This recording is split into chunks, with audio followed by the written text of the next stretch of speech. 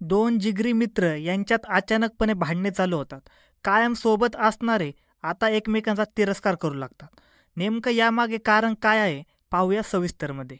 जालना जिल्ह्यातील भोकरदन तालुक्यातील वालसा वडाळा हे छोटं गाव.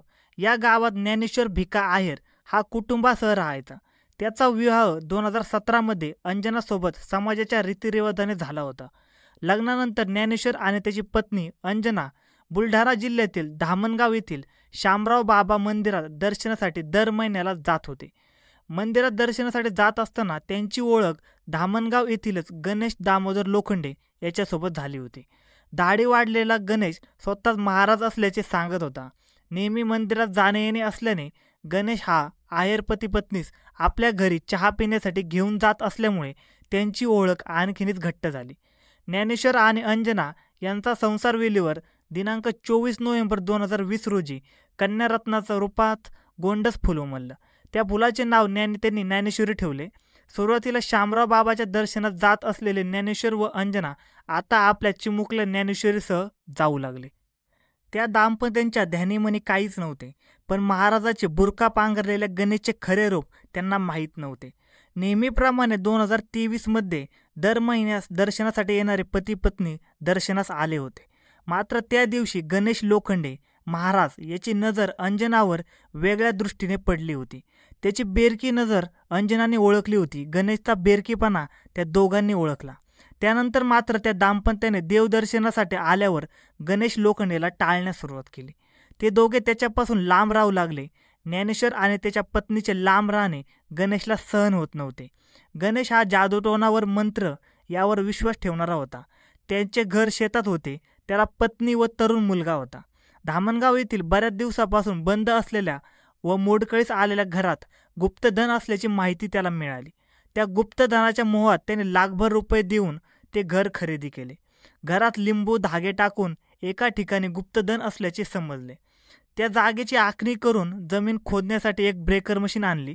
त्याचे कुटुंब शेतात राहत असले तरी गणेश त्या घरात राहत होता, कारण त्या घरातील गुप्तधन काढण्याचे भूत त्याच्या मानगुटीवर बसले होते.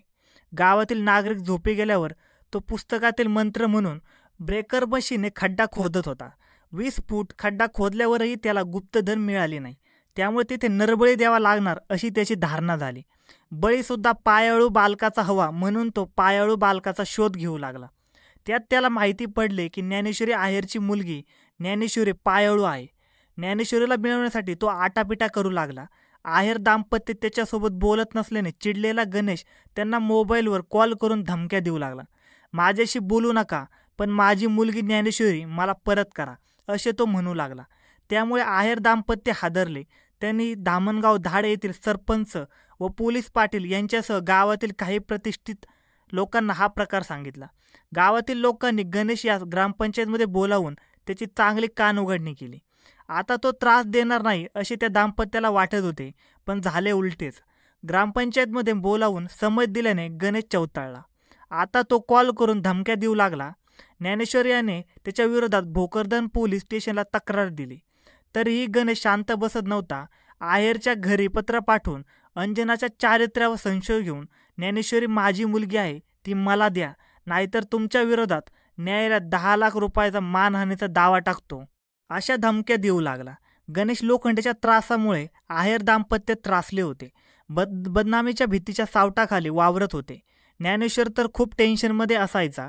अशातच 25 फेब्रुवारी रोजी ज्ञानेश्वरच्या घरी पोस्टमन मार्फत बुलढाणा येथील वकिलांची नोटीस आली.